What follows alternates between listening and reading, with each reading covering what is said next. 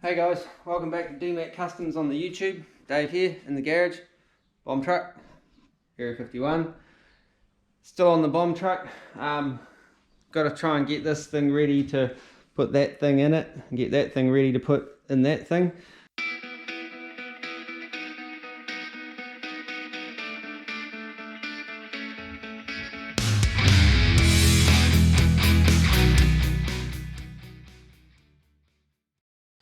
Okay, so if you've been watching the previous videos on the old bomb truck, like in recent weeks, you will have seen that the old 383 is toast, and I've got just a stocker 350 to put in to get the truck back on the road for now, until we can figure out what we're going to do with the remnants of the 383, we rebuild or whatever.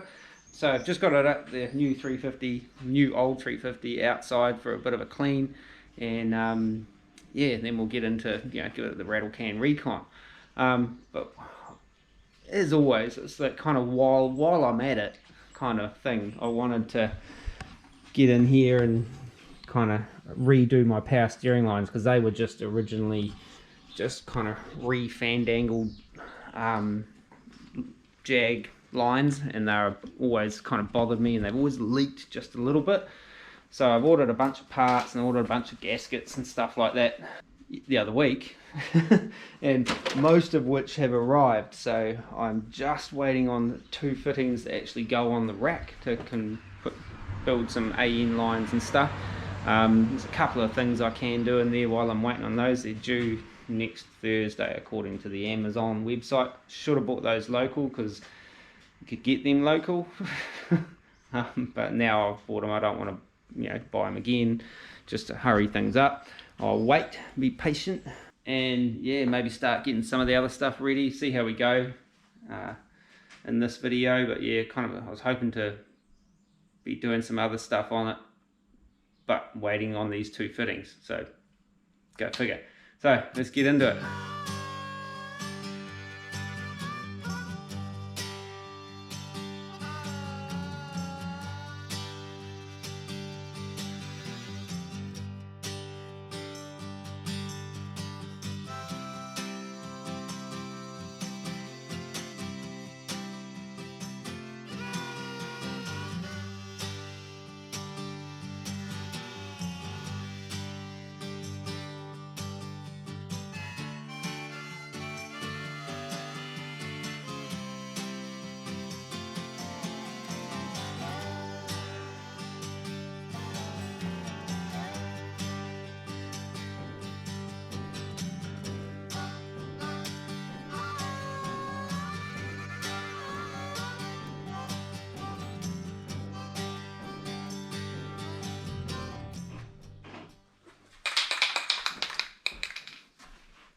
Hey guys, so where were we at? Cleaned up this motor, give it a bit of a Scotch-Brite in a few places, nothing too radical.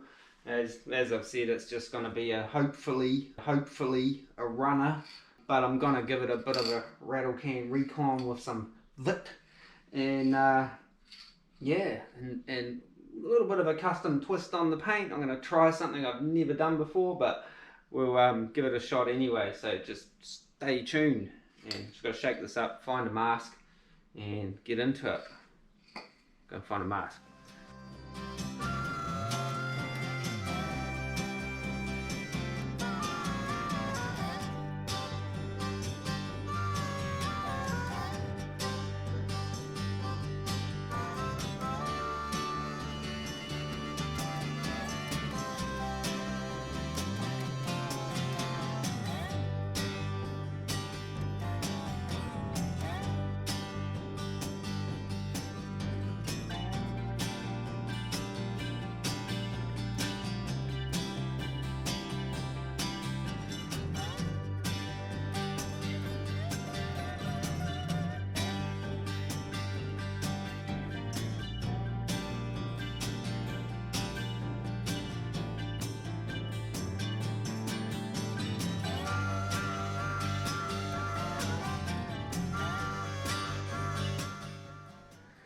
Okay, so There's 2 coats of this on there. The instructions on the can says 2 light coats and then 1 wet coat to avoid runs and stuff. But I had this plan of, while it was still wet, to sort of spray a little bit of kind of gold powder over it to kind of give it a little bit of a different kind of twisty thing to it. But yeah, it goes off a lot faster than I thought it was going to, so I might not be able to do that. I might give it a try. Actually, one thing I was going to do was just turn that so I can get, ooh, look, compression. Get that little bit there. And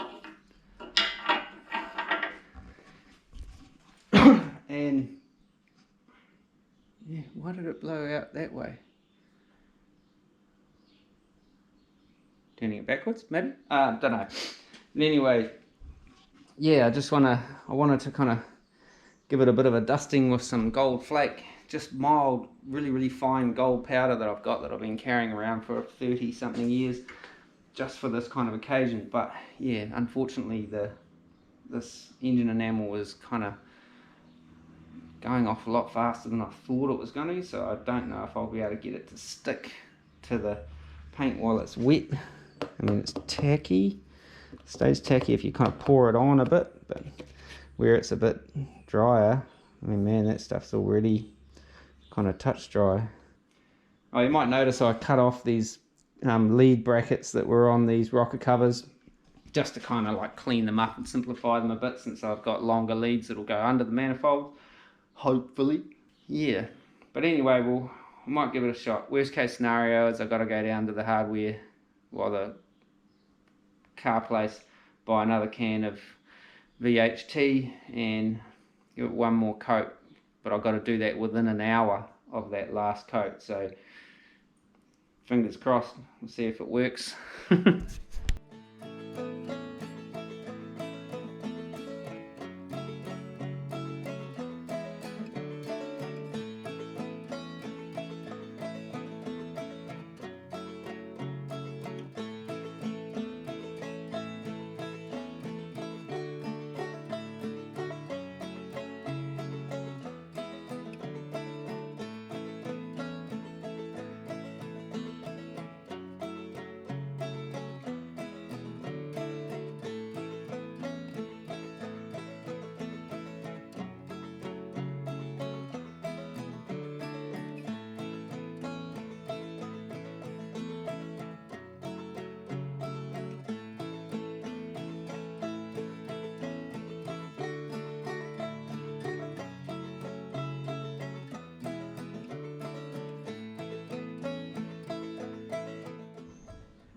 Okay, so custom flake job on the motor done.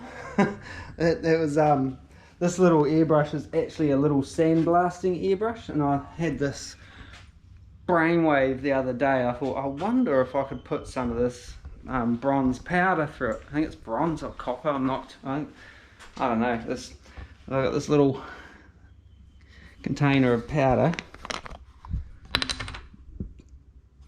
We used to use that to mix up our own golds, and over the years I've put little bits of that into some clear coat and just added a little tiniest bits of fleck into things. It's really fine. But yeah, anyway, I had this idea. I thought, just boring old Chevy orange, I wonder if I could do something that could just, while it's wet, flick that gold into it so it drops in while it's wet and sticks, you know, since I'm using Rattlecans and not being able to mix it into a paint system, you know. So yeah, it doesn't seem to make a whole lot of difference, but it is in there. You can, and you get some kind of bit more light on it. You can see all the gold flying around in the air still. You can see these little flecks in there, as well as dust and grime and dry spots, but you know, it might look quite cool.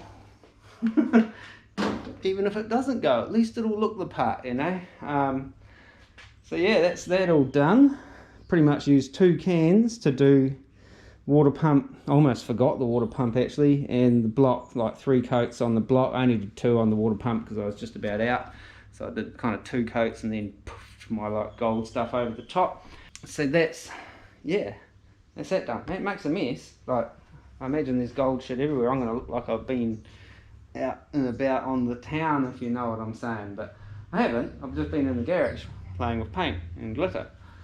Yeah, so we're going to leave that to dry up now before we can do anything. I've just got grommets in there for masking and some earplugs. You can take those out actually while they're still quite soft. There's only a couple of them in there. Where'd the other one go? Oh, there it is, on the dipstick tube. Put one in there. A couple of grommets in there. I've got proper grommets to put a PCV and a breather and that in there.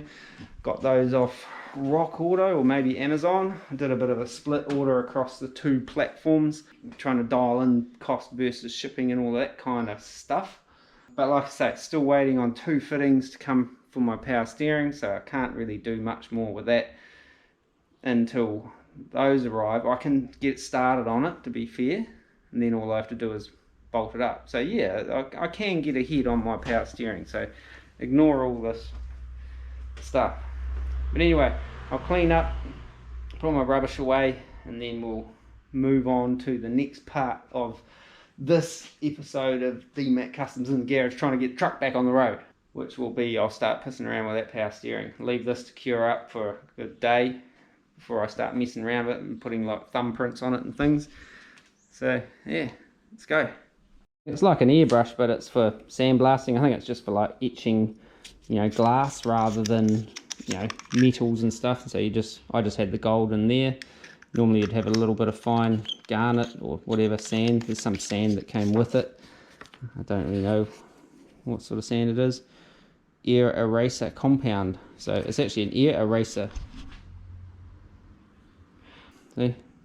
All gold now.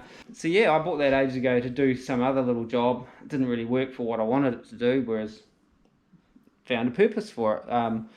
I wouldn't say you'd be able to airbrush with it, but you might be able to sort of do paint effects or something like that with it, you know, like if you put some paint in it. I don't know whether it would hold up, but you'd probably just splatter it all over the place, but then you get a splatter effect. I'm going to have to try it one day. I'm going to try running some paint through that thing and see what it does, but I'll be sure to keep you on for that. Over there's a big cloud of gold where I blew the gold dust out of that thing, so I'm kind of hanging out over here for a minute till that kind of settles down. So yeah, I'll just finish putting some stuff away, cleaning up. Okay, so had a bit of a clean up. Just wanted to highlight something. I don't know whether you guys noticed it or not, but when I was just spraying that last bit of that water pump, there was a fly through the back of the seam, you know. And something I've noticed, we've had these, the last couple of years, we've had these kind of flies hanging around our neck of the woods that are different to the usual flies. I call them green bottle flies because they look like a blue bottle, but they're green and they're a little bit smaller. I don't know what they are, where they come from and stuff, but they're really attracted to brake clean and paint thinners, fumes, stuff. As soon as I started spraying that motor, they came in the door. Same thing happens whenever I'm using brake clean. They just come. It's like a pheromone for the bloody thing. As soon as it sort of dries off and evaporates, they all kind of bugger off again. So I don't know what the deal with that is anyway. So, but let's get in here and need to get some light in on the subject. I'd unplug that, and then we'll start. I'll take the power steering pump out. I was kind of going to try and leave it in there, but now I'm doing the power steering lines. I'm going to be spilling the fluid out of it anyway, so I need a tray, try and catch as much as possible so I can disco the feed line and the return line, and then we'll have a look at rerouting those other steel lines. Might be able to actually have to climb in there and do that. Okay, let's do it. Need a battery.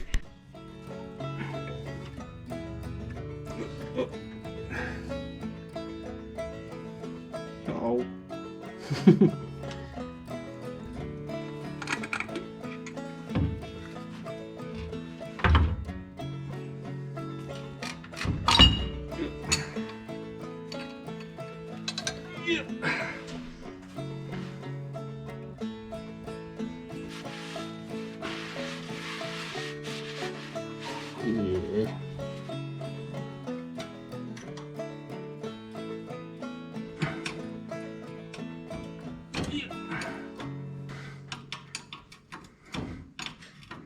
Come on, come on, you can do it, you can do it. Yes. What's that one? 1/2 inch maybe? Oh, pins and needles in my hands. Nothing funny about funny bones, I tell you. Flying blind, can't see. Yeah, come on, there we go. Oh, that's the high pressure one. That's the little one. Yeah. Alright, that's them out of the way. I try and drain as much of that out of there as possible so I don't spill it all over the floor. Yeah. Come on. Alright, put that over there. Spill it on the floor. And bring the return line. Try and drain as much of that out as possible as well. Yeah, trying to minimise the mess as much as possible, which, let's be honest, oh, it's tough when you haven't got a hoist so you can get it up out of the air into the air and have a proper clean up. But you know, this is the trials we face as a backyarder. Now I'm having heaps of trouble getting that last flare nut off, so I've got Old Faithful here, crappy little, these what do you call them, little T-Rexes.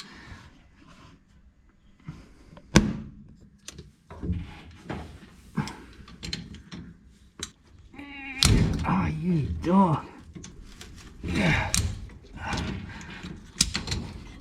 Oh, my hands are all slippery with trans fluid.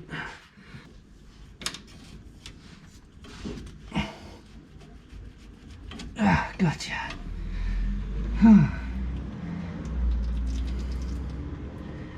Crikey, what a mission. And a mess. Yeah.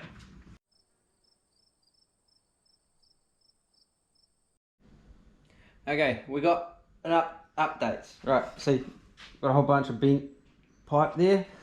I've re-bent those. I don't know why, they're kind of a hard line that's kind of external on these racks, these Jag racks, but yeah, they were looping around that exhaust drop down tube, and I just wanted them to kind of tuck on the inside, so, because there is going to be a point where I want to take out those 2-inch drop down tubes and put 2.5 inch back in, and it was a shit fight when I had to change it, because I did have headers on there, but it was too close to the steering and, you know, complications. So I ended up changing to just the cast iron. These are only 2-inch manifolds, or I know too small for a 383, but it might be right on this little 350 over here. You know what I'm saying? So now I just got to put those back in, and then that's that little 2-hour task done. Managed to do it without cutting anything. Problem I've been having actually with getting these on tight is I don't have any sort of line wrenches, so I made one.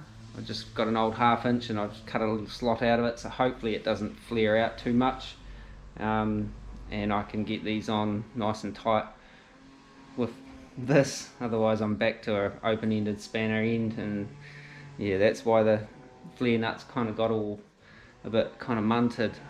But yeah, haven't got any line wrenches. I really should get some, but every time I look at them I think, oh, they're pretty expensive. And then it's like, because everything here is largely in metric, you end up with a mix of metric and imperial stuff, so you kind of need 2 sets of everything. You know what I'm saying? But yeah, so let's wipe up all this mess, because that rack's been dribbling power steering fluid everywhere, and I'm going to put these back in, hopefully for the last time. Let's go.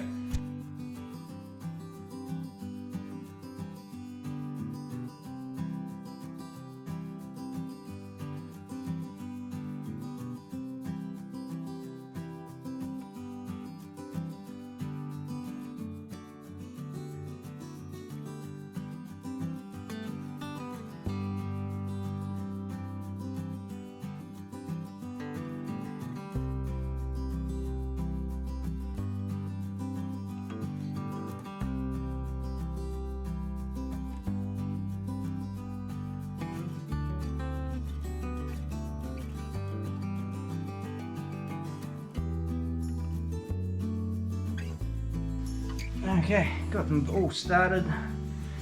Just tighten them all up now.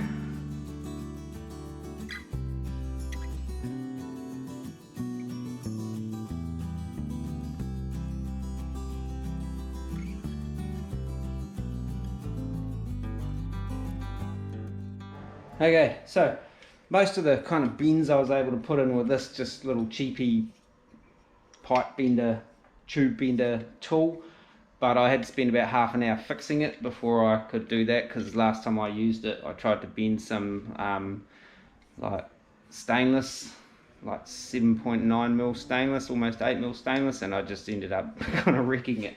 So it's working again now for what I need it to. So, and then I just kind of had to tweak some of those bends by hand.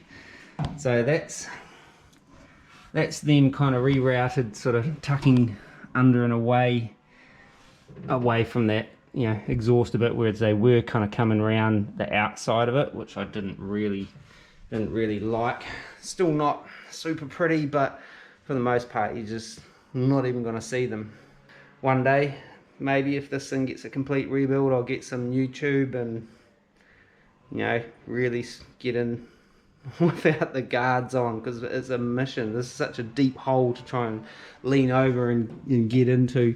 So yeah, next up I'm going to have a look at these AN lines that I have got the fittings for. I've got the fitting for the pressure line, which is kind of mostly what I need to make that up.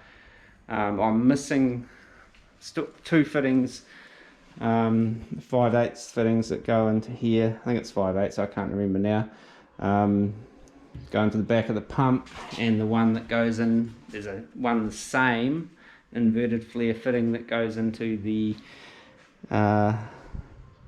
rack tower as well, which is for that one there. So I'm waiting on these two fittings that will replace those two there. That's what I am trying to say. But yeah, I'll just wash my hands and then we'll have a look at this stuff. Alrighty, so just figured out too that there's another fitting I'm probably gonna have to purchase, because for the return line, because we've got to go onto the back of the return on the pump and we're using this AN style kind of thing. I need to get like a 6 AN fitting that'll go to just a bit of power steering hose, just as like a little ugly adapter. I don't know whether there's some kind of AN fitting that can go onto just like onto that thing there. There might be. You ready? Get it together. There might be. I don't really know. But yeah, well, we'll cross that bridge when we come to it. Okay, so I have not put this style of AN stuff together before. I've done the push stuff that we did on the fuel lines on the Area 51, but this is more the kind of screw together kind of type, and it's a little bit more involved.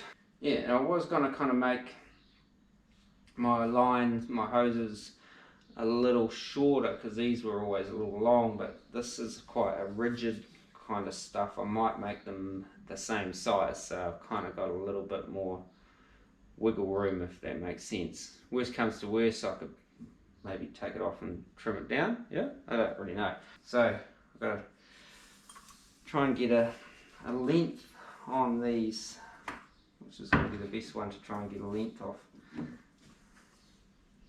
But I bought this kit off Amazon. If we go about that big, I might cut it and then we'll see.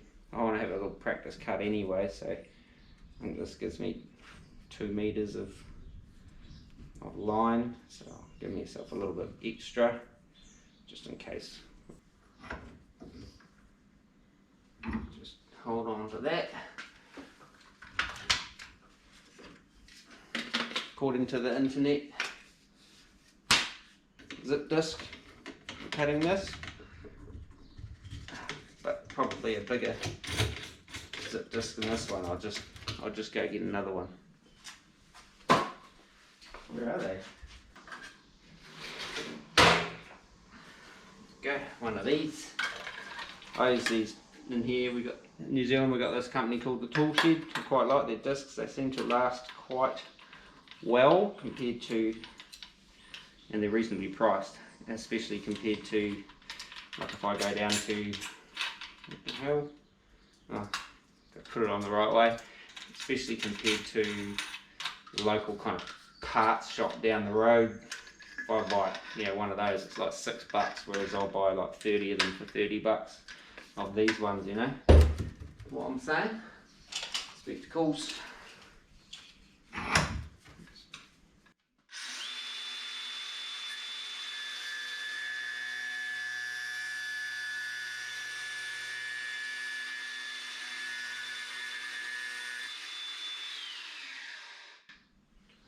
How does that look?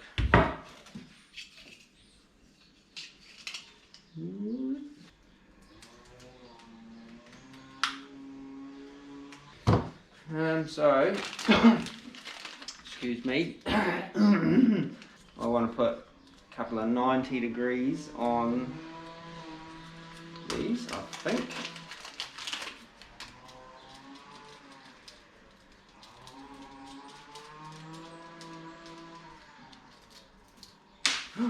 Ah!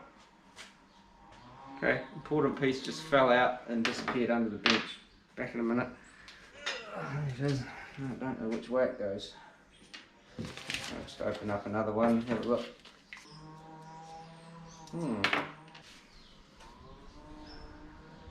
Yeah. Yes, that goes that way.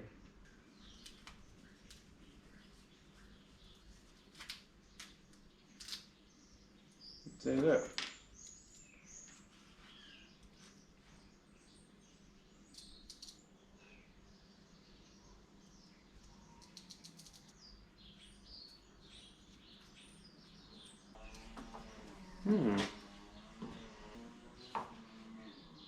Oh, yeah.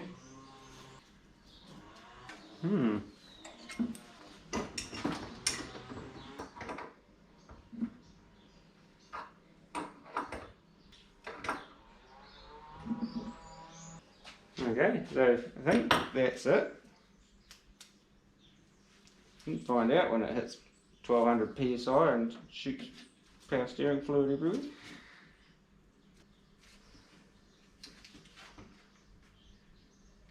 Yeah, I think so. I don't know. Well, we'll go and have a look and see how this is going to look for length. I actually just want to see how it's going to look with the fitting. Hopefully you can see under there, you can see the little AN fitting screwed in under there. That's my pressure, my HP line, and I'll have a 90, hang on, I'll have a 90 coming off that, and then for the return I'll have a 90 coming off as well, and we'll figure out a route for them to sort of swing round, possibly not in the same vicinity as these ones, but possibly come around just under the rack and then maybe across the cross member there, and I might find some way to neatly pin them up. Have I got some P-clips? Might do actually. I thought the kit that I'd ordered had some of those little like saddle things for like connecting these two things together, but not. Also just put that down on the ground and got a more accurate length, and I've put a bit of tape on there, so I'm going to cut this and then I'm going to put one of them 45s on this, and this will be my HP line, you know what I'm saying, my high pressure. So I'll do that. Pretty sure I stabbed myself in the finger with some wire. Have another crack at doing one of these.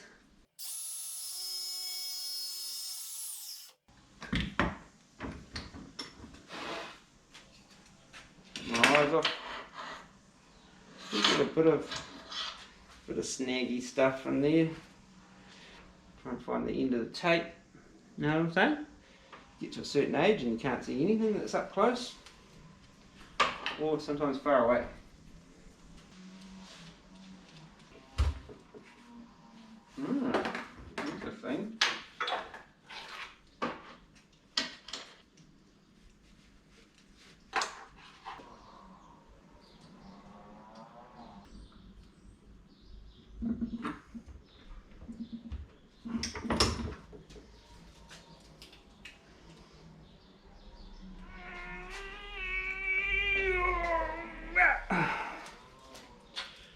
Okay, that one doesn't want to come apart now, but whether it holds its water or not, that's a whole nother story.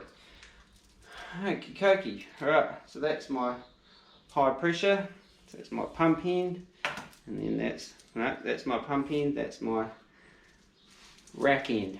Alright, so I've got to make another one for my return. Yeah? Yeah. Okay. How long do I want to make this one? See, if I get that other fitting, I only need, maybe make it about a couple of inches shorter than that one. Yep. Okay. It's dripping everywhere. Yeah. Okay, just made a mess. Dribbling this transmission fluid, power steering fluid everywhere. Oh, that's my knees. Yeah. About there, I reckon.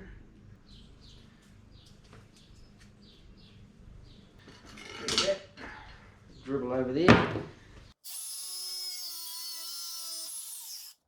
So on this one though, we're going to put a 90 up here. Checking out my legs. We'll put a 90 on one end and then a straight fitting on the other. Know what I'm saying? Because I'm going to get an adapter fitting to go to the pump for the return. Yeah. I've seen people putting oil and stuff on these things. To blow some air through these too, can't forget to do that, to kind of help with the process of, you know, putting them together.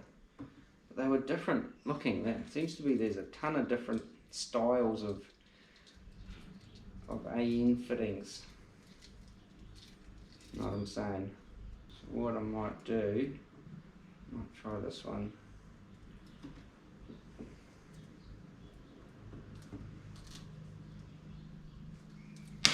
Whoop. My little oily can. See if it'll work. Nope. Junk. Absolute junk. Okay. Oil in a can.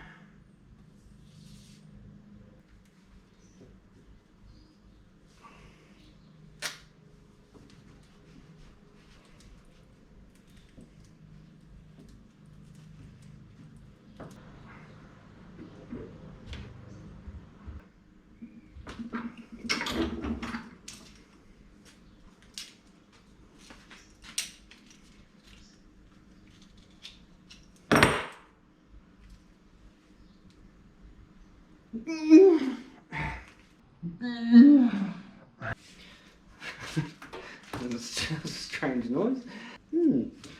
Yeah, so eventually get this little packet open. Last one. I wonder if these ones, whether you even need to undo it or whether you can just push them on and crank it up. Okay. Ow.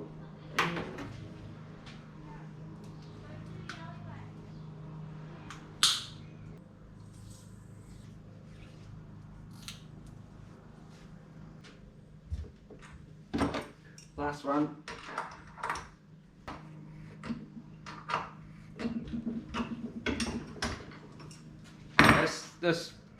This line that I'm using is PTFE, so it's got that kind of like PTFE liner inside the braid because it's steel braided, nylon braided, and it's got that PTFE line inside it. So rated at, don't quote me on this, something like the burst pressure was something like 10,000 psi, rated at 2,500, something like that. I could probably get the documentation if you really needed it, but excuse me, yeah, so whereas some of the other fuel lines, the softer stuff isn't rated as high, and it's not that good for power steering and high pressure sort of situations, whereas the power steering pressure small block Chev pump, again, don't quote me, sort of 800 to 1200 pardon me, PSI max, I think. Again, don't quote me on that, I can't remember exactly what it is. So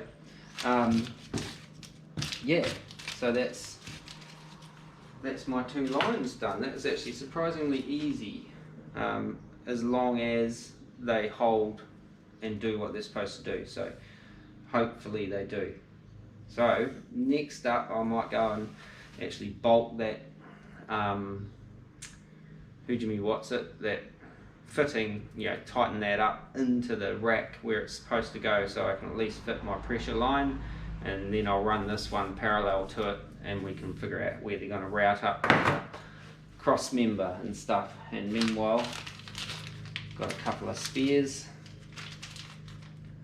I'll chuck them in there, and that can go in the bin. And some plastic bags to put nuts and bolts and stuff in. Cool. Got me tools.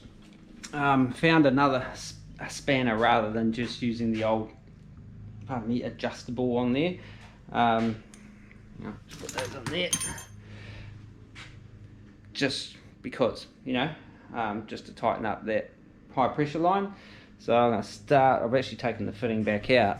It's now in here. So to start with putting that in that way. That way? No, that way. The inverted flare goes into the rack. Where is it? It's the bottom one, I think. I'll just pinch it up. I don't want to crank on it. I don't know how much kind of you can lean into these AN fittings, but yeah. So yeah, like I say, didn't want to crank on it too much. I wonder if I should get that tray out of here so I don't dunk these in there. It might be an idea. Back in a sec. It's a pretty piss weak magnet on this torch. Good torch, but that's about it. Alright, I'm going to feed this through here. And that, you can't see this because there's stuff in the way. Oh, finally, helps when you can actually see what you're doing. Now, I'm going to have another one coming out there. That'll be my return. What do I do with that spanner? Yeah, boy. There it is.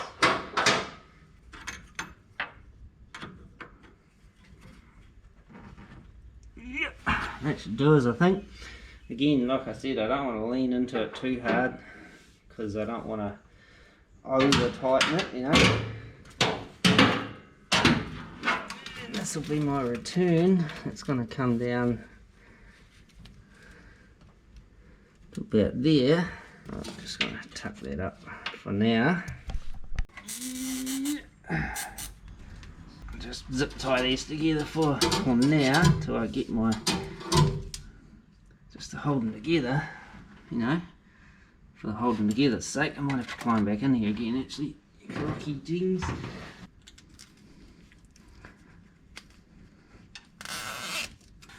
Alright, so that's where they need to go. I was wondering whether I could kind of mount them there somehow. Okay, so my plan is to use a couple of these like P-clip things. Like I bought a kit a while back actually. I'd used all mine up, so I bought some more, and I thought, well, I could use them to kind of mount them together down here somewhere like that. And then, but then what I kind of need is some kind of little outrigger coming off here, you know what I'm saying? So I might make myself a little thing that these can sit on and bolt to, so they run kind of parallel to that cross member, so they can come up here to the pump, which should hopefully land in them around about there somewhere. know what I'm saying? If I could get my rev nut tool in there, which I doubt, and then if I put them up against there, they're going to rub up there. Whereas if I put them more horizontal, they should stay above that kind of low point of the cross member, you know what I mean? So I'm gonna have to make a little bracket and maybe tack it in, and then that's it in there. Yeah.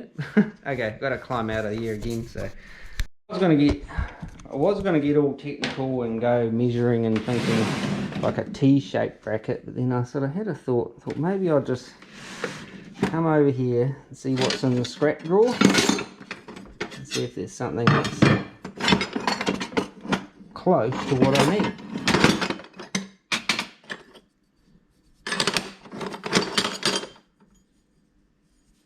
Hole's too big, bit chunky. Doesn't have to have much string. It's probably a bit thin. Some 8" would probably be better. Okay, so after much farting around trying to find a suitable off-cut, I found a little piece that I'm going to cut and just going to weld it on to that cross member. Squirt a little bit of black on there. So that's pretty much what I want, I think.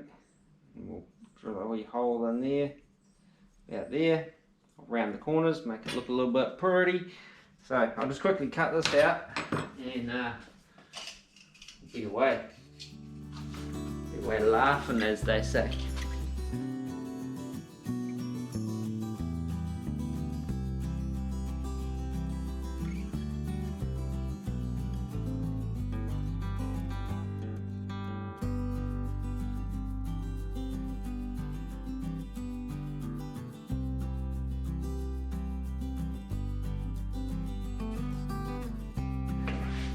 Right, get an approximate centre.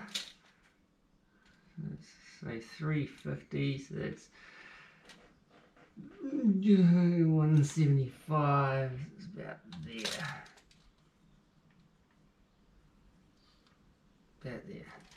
About where I put my grinder marks. That was good. That's clever, eh?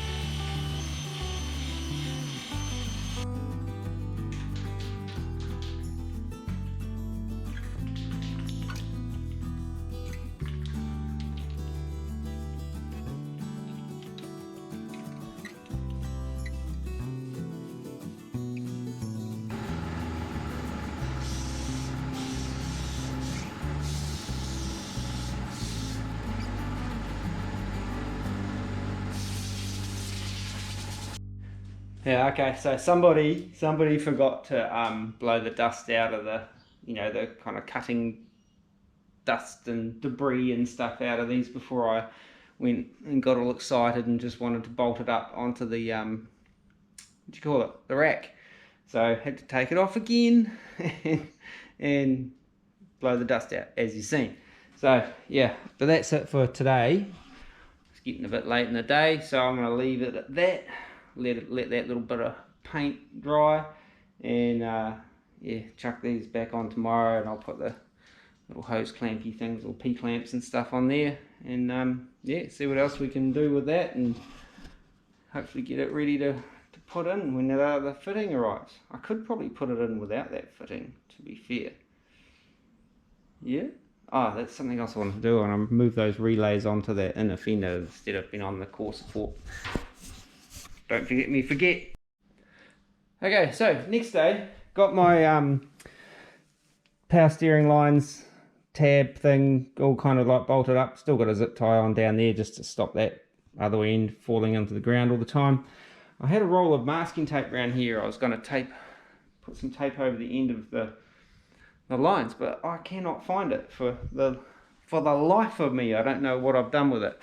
It's probably on the floor, kicked under something somewhere. But yeah, so also just did a little O-ring, couple of O-rings on that locker transmission dipstick thing. It's never really sealed terribly well. They've just got like this double O-ring system on it, and O-rings kind of get flattened off and then they just don't really seal.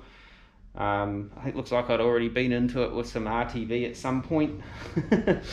So I cleaned that off, put some new O-rings on there, and hopefully it kind of keeps those things there, little kit. Hopefully it keeps the transmission fluid in the transmission. It hasn't been bad, but it's just been one of those annoying weeps. So I thought I'd get into it while I could get into it from above and look at it. I'm gonna put those fan relays, try and kind of tidy that up somewhat. I might even wrap some loom tape around some of that wiring, just to kind of tidy some of that up somewhat. And yeah, and then we can start looking at what we can get assembled on this engine here before it goes in. Just do as much as we can while it's on the stand, so it's easier. The only thing I'm not sure about is,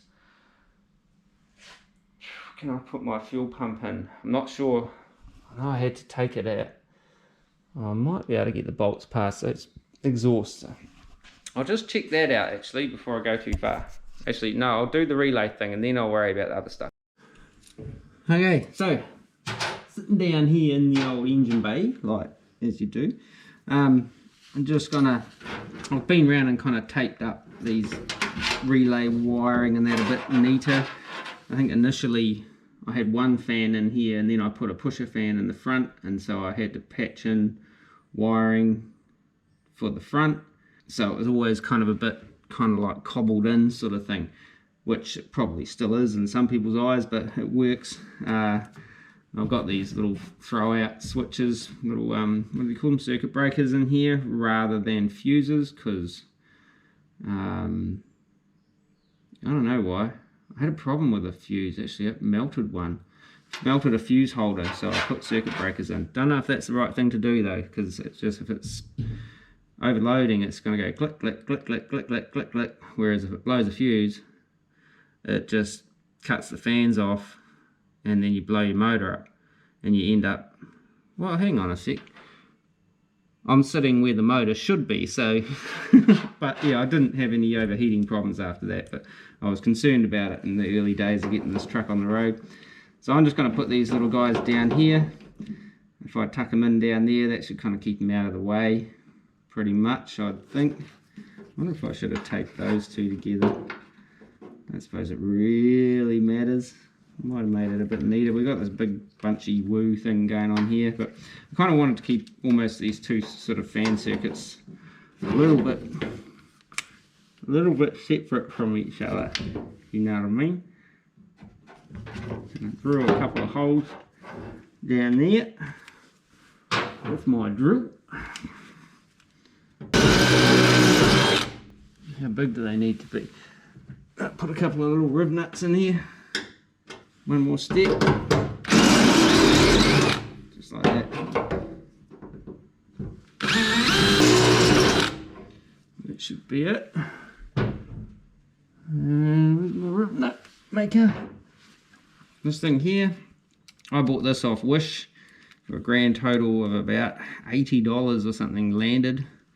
One of the most useful tools you can have if you're doing this kind of stuff, I reckon, because I reckon this is nicer than putting a tech screw through, you know, which previously I would have done.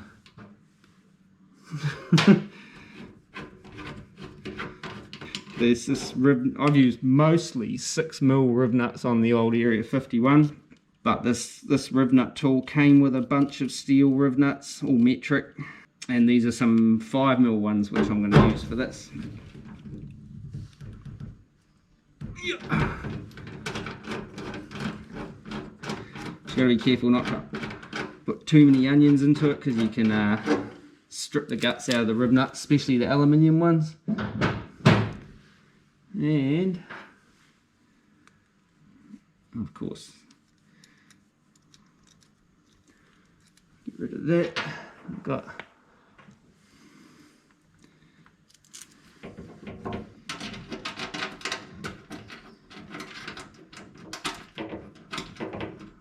a ratchet somewhere. Where did I put it? Oh boy. Oh, there it is. Yeah. Come on.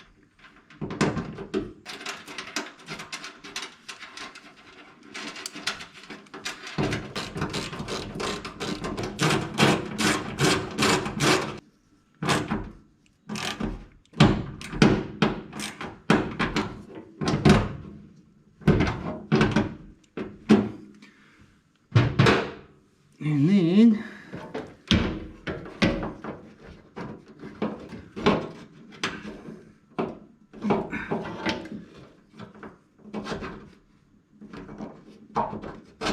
like that. I missed. Need it that time.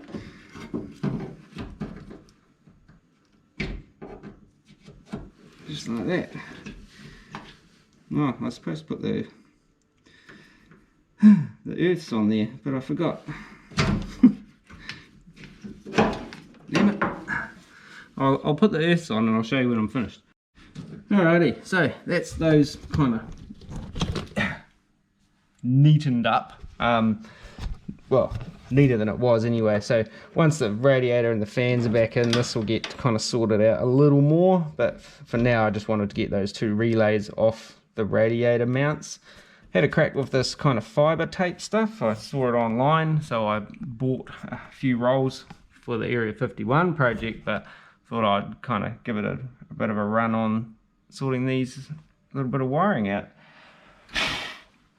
And yeah, so I think that's all I'm doing in the engine bay for now. On the old bomb trip.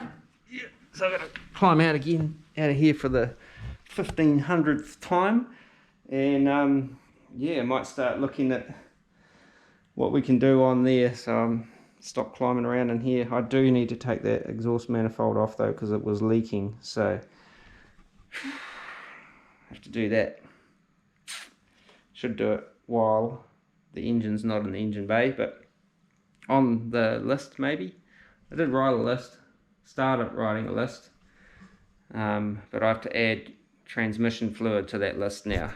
Clean engine, paint engine, fan relays done, power steering. Assemble the engine stuff, so that'll be like bolt-ons, I guess. Oil and filter, coolant, trans fluid, and gauges. I bought some little cheapy gauges, just a 3-pod thing, so I got to mount those up too in there, in the cab somewhere, just kind of a bit more discreet, just so I can monitor things a little bit more better, hopefully, because the oil pressure gauge on the truck just peaks out at 30 psi, stuff like that. So you kind of only know what's happening below there, and at idle it drops down to around 20. Well, it did on the old 383. Still had oil pressure, which is good. But yeah, with this mystery motor, I kind of want to keep an eye on things, so I want to be able to hook up the factory gauges and these little aftermarket cheapies and see whether I can kind of get, you know, a bit of a comparison, and that way I'll know how accurate the original ones are or inaccurate the new ones are. But yeah, so there we have it. Next. Boop. Boop. Hey guys, been a few hours to be fair since my last little update, namely because I was trying to get this little plug out. So I want to put an oil pressure sensor there. I was going to put a coolant sensor there, but I just can't get that one out, hence the slightly misshapen shape of it.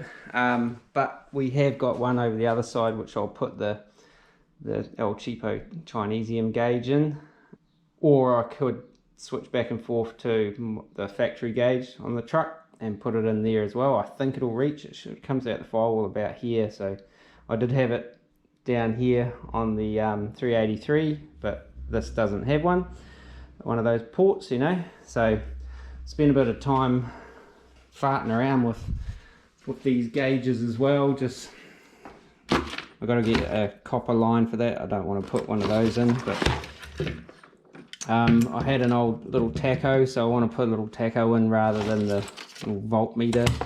So we'll have oil pressure, water temp, and tacho, or rippums as sometimes referred to. I spilled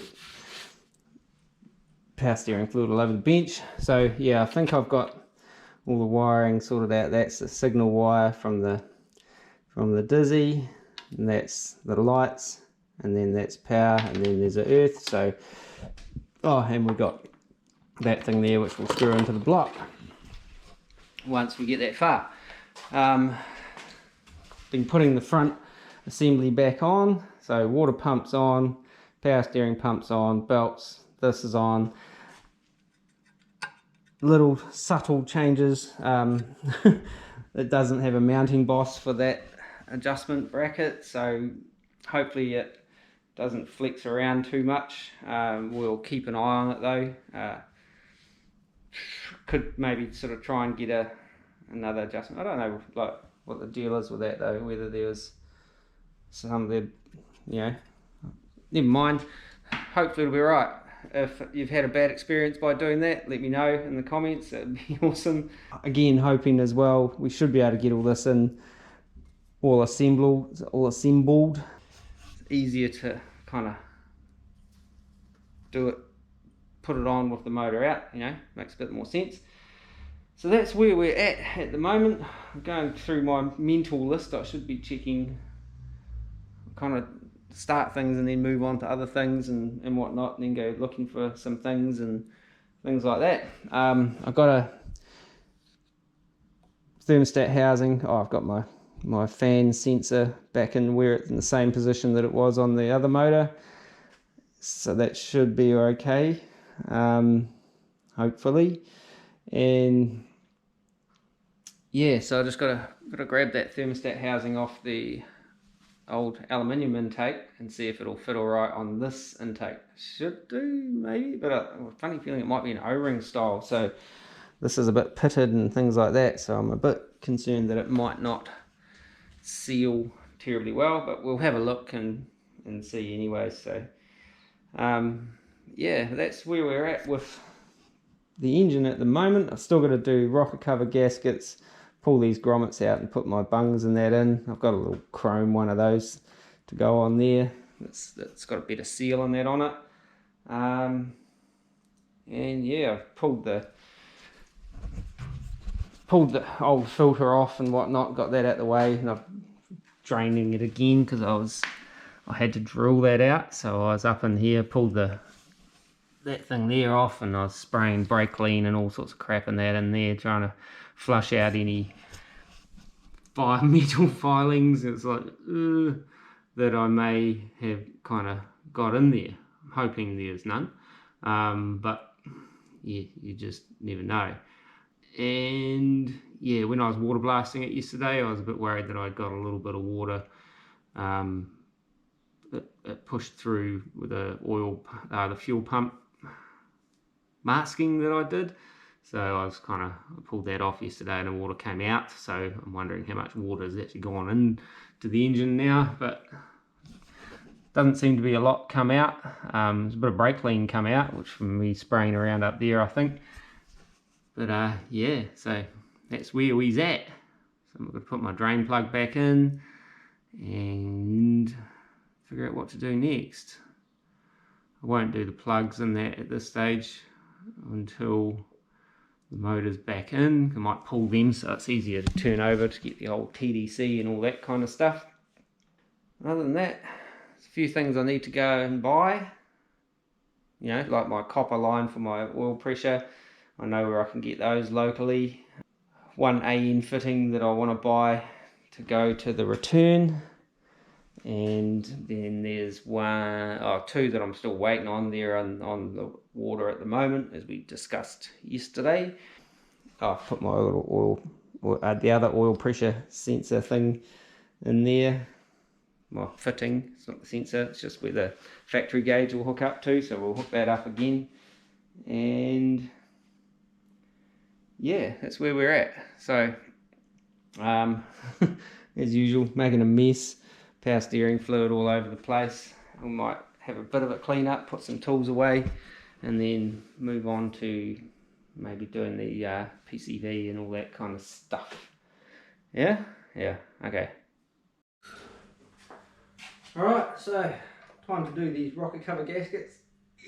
Okay, I put that on too, by the way, and I think it might be alright. So it's not a conventional kind of looking O-ring, it's a kind of rubber seal, but we'll run it anyway. I've got multiple concerns about running this motor anyway, so there's lots of things that I kind of really need to consider. Well, you know, when you're just throwing a motor in, you know, I don't know what my torque converter is, so I don't know how that's going to relate to this cam, whether this has got a cam or it's a stock cam. I just don't know. So, you know, I could be wasting my time doing all of this to this motor to get it ready to throw in. But I don't know, we'll see. It'll look pretty if it doesn't go prettier than it did. Things are a pain. Oh, yeah, I did get water in there too. Good job. What a loser. Yeah, when I was water blasting this yesterday, I could see one of these rocket cover gaskets move, and I thought, oh no, now I'm just sharing the inside of it with H2O again. Hopefully I'll be able to mop out most of this thing. I should turn the motor actually and just, if I tip it, it'll run in one side and run into the engine on the other side. So I won't do that. I'll just try and mop it out and dry it out best I can. Might if it runs and goes, I might do an oil change fairly quickly after I've got it running. Dump it. Bought some extra filters, so it should be all good. A little bit of water on that side too.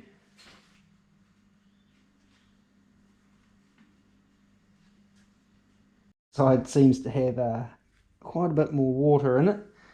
So maybe it was water that I drained out earlier on when I pulled the sump plug. It seemed quite runny, but I drained the oil the other day and it was just black oil sort of thing. Also, that doesn't seal terribly well, so when I was water blasting around that, I imagine we got some down in there. It's not too bad though, mops up pretty easy. As I get the worst of it out, it should be all good. Quite clean in here, surprisingly, actually. Considering the state of the oil was pretty black, up top here is actually pretty good. You know, it's not like it's been millions of miles without oil changes. It could have a bit of wear on the rings with the state of the oil, I don't know.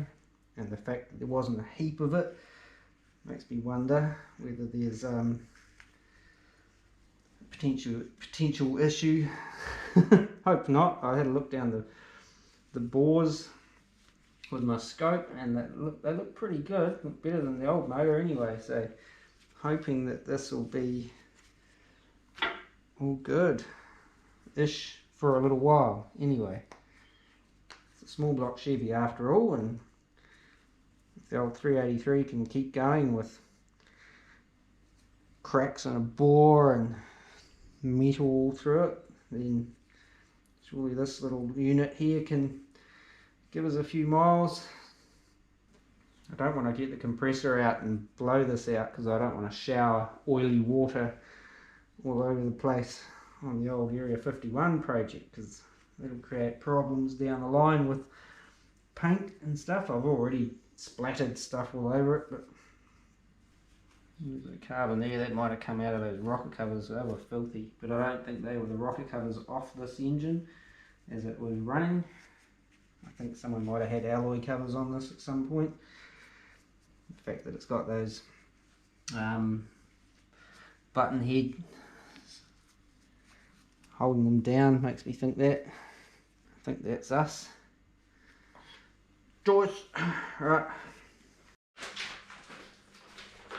Okay, so just another little shit fight. I bought a breather because these rocker covers didn't have a breather or anything, and you know, same story, bits missing. So I was trying to buy the right bits, and it sucks when you don't have a shop that can do this sort of stuff local. I bought them online from Rock Auto, you know, and yeah, like the grommets didn't fit the holes, and the breather was too big for the grommet, so I had to make a punch to punch the centre out of the grommet and drill out the holes, and we got there in the end. But crikey, it's just like, you know, it's the little things. You think I'll just buy a motor, throw it in. No, I'll give it a Rattlecan, do some power steering lines, and then can of worms opened. Anywho, gaskets, hopefully they're the right ones. And I didn't have any who do you mean what's this? You know, nuts and bolts, bolts to fit. So I'm just going to go put these nicely painted orange cap screws or dome head, button head things back in, and I've got some spreader doohickeys to hopefully spread the load on the rock covers a bit better. This is the hard part. This is the hard part, trying to get the holes to line up. We go down or up? Oh, come on. Now the washer's all tangled up. That way? That way. I reckon that way. But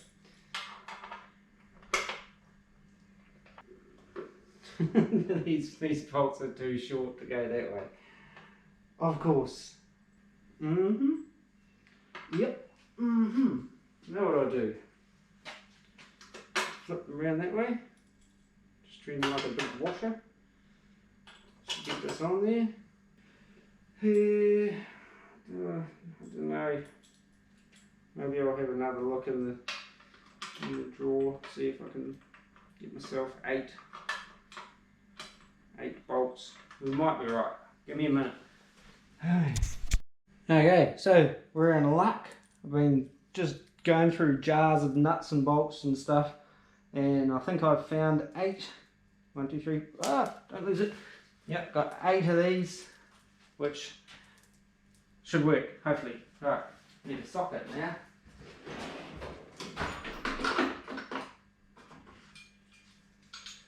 It'll be, of course, it'll be the 7/16, I think, which is that one. So, get rid of that. Take that one off again now. Yep. I should probably put washers in there, but there we go. Fine. Finally. Jeez.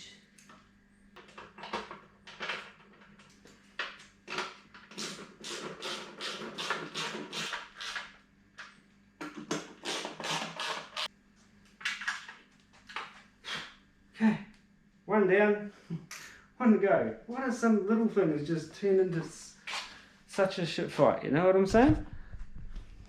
But anyway, I'll do this other side and we'll be back.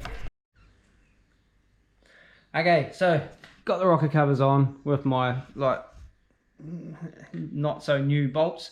Gonna chuck the fuel pump on now. I wanted to have a go at this little trick I seen on the YouTube. About the push rod, how to get it to stay up. In the past, when I've had the fuel pump on and off of this and other small block Chevs, I've just done this balancing act, pushing it up with my finger and hoping I can get the pump in there fast enough that it gets in there, sort of thing. But there's people, you know, on forums and stuff talking about using old hacksaw blades and all sorts of things and weird and wonderful tricks, but I found out that there is a real simple trick. So let's have a look. I haven't tried it yet, so this will be my first time looking at this. So, but it's this bolt here, right? So yeah, I haven't undone it yet. I've got the right size Allen key. Yeah, she's tight. Oh, no, she might be a bit not quite the right size. It could just be full of gunk and shit. But... oh, jeez, hang on. What's going on with that? It's set the wrong... it kind of wants to go on it. It's like a friction fit.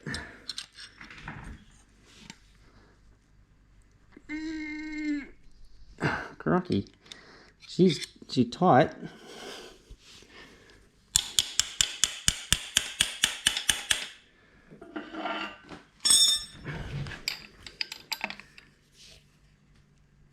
There we go. A little bit of leverage.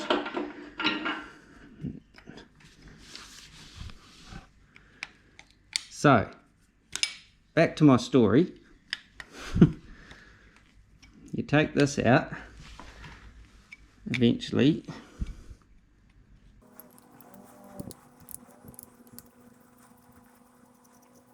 just like that. See, take that little sucker out, put that aside. Is it the right size? Hopefully. It's a bit long. You're just going to gently wind that in. Use the push rod. Push the push rod up in there.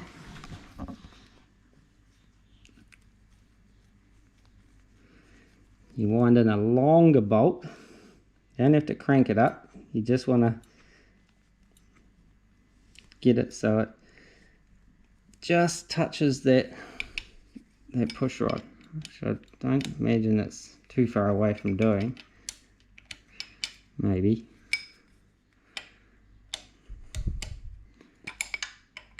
Pretty sure I've got the wrong size Allen key, but fast forwarding.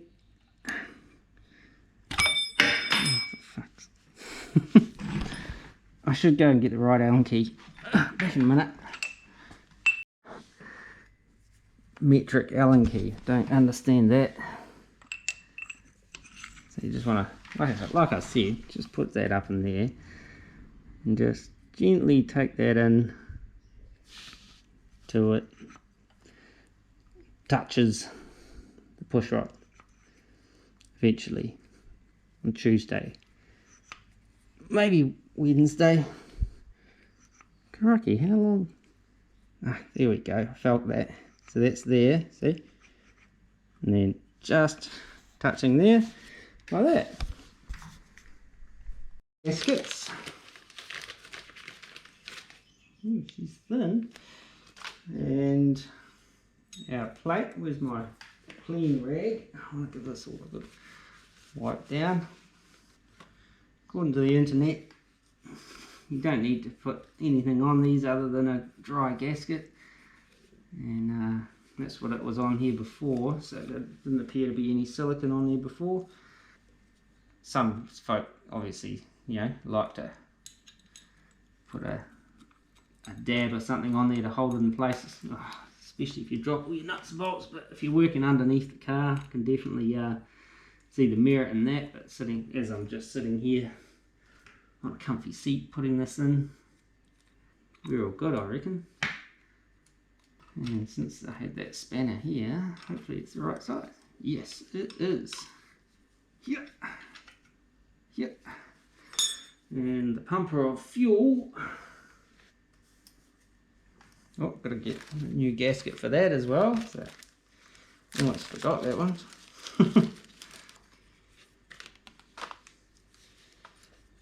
And that goes like that. No, that goes like that. And then you can put that in there, and then you can forget where you put the nuts and bolts, or the bolts. Has that moved? Hang on.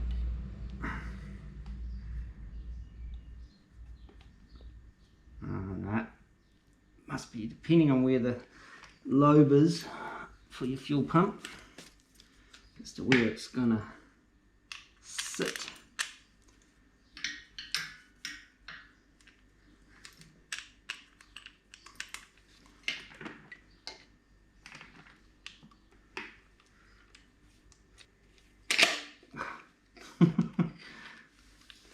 Okay, I think I need to rotate the motor.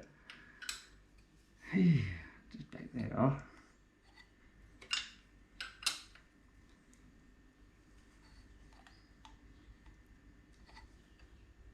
Okay, so GoPro problems. Didn't want to switch on. Of course, when I got it balanced on something, it decides to play up. So I've rotated the motor. Didn't really make a lot of difference. Hopefully there's still a lobe on that pump cam.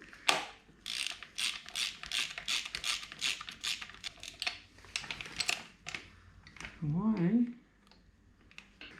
Maybe I need to loosen that off just a bit. I'm not sure whether those are lined up proper.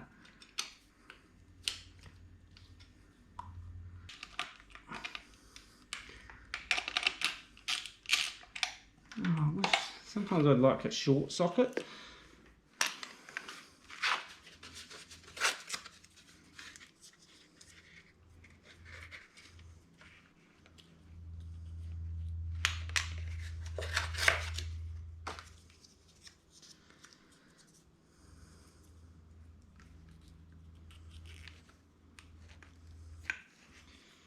Alright, stuff some cardboard in my socket so I can get some push on this nut, bolt thing. Oh, fine.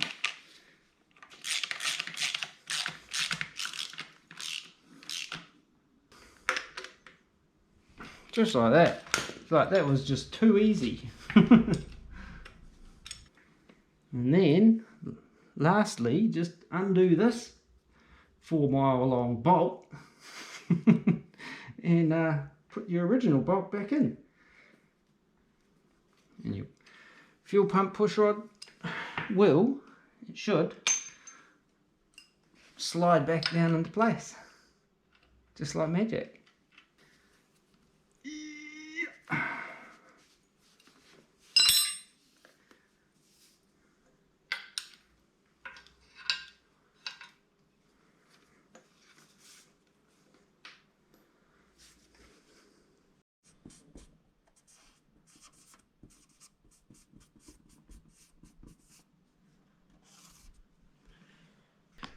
Hey guys, well,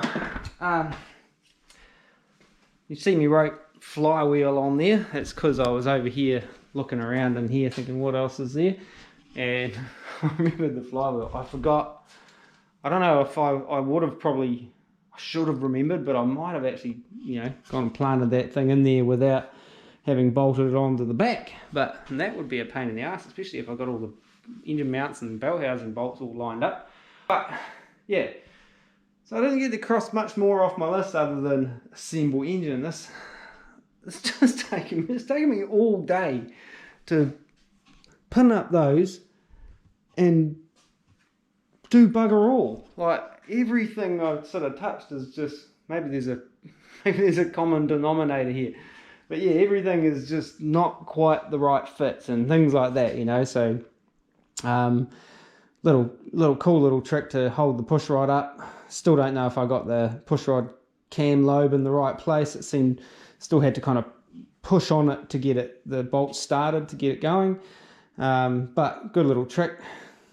And what else have we done? Rocker covers on, put a few bungs in here, getting things ready, put the front dress back on. Fighting around. This was like half an hour to get that in there, and that was about 20 minutes to get that in there, and it was like in, out, drilling holes and making things bigger and smaller, and it's just a mission. Because all this stuff, the these rocker covers I don't think were originally on this motor, but I didn't want to put my big cast ones on this motor because I want to pretty much send everything to the machine shop. So like when they do what they got to do, they can kind of put it back together, you know, for me, for the most part. Yeah, and other things like that. Didn't realise this manifold didn't have that. Otherwise, I might have considered changing it, but I think it'll be all right. It seems pretty, like it's not going anywhere, you know, so it might eventually fatigue it. I don't know. You know, got my ports in for my oil pressure, senders, my temperature sender, the train, and you know, my fan sensor thingy.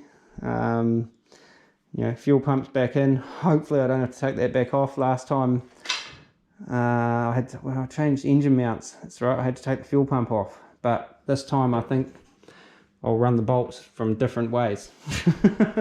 Last time it was, yeah, I had to pull the pump to get the bolt out. That's what I still got to do, is put the engine mounts on. And yeah, there's bound to be other stuff. I can probably go and have a look at all my boxes of stuff, and yeah, starter motor, engine mounts. I now have boots, new boots for those leads, so I've got to do those. Put the mounts on, engine mount bolts, spark plugs, oil filter. Got to put those gauges in. What else did I do in here? Carb gaskets, exhaust manifold gaskets. What else is in there? That's it, I think. Yeah, I think so. I think I bought 3 sets of exhaust manifold gaskets. I'm not sure what's going on there. But anyway, that's where I'm going to leave this episode, because I can see the SD card's getting full, which means there's a lot of editing to try and give an hour of something worth watching. I hope. But yeah, but we're making gains anyway. Getting this thing ready. I mean, it's just trying to, you know, tidy it up a little bit so it looks nice enough when it goes in the truck.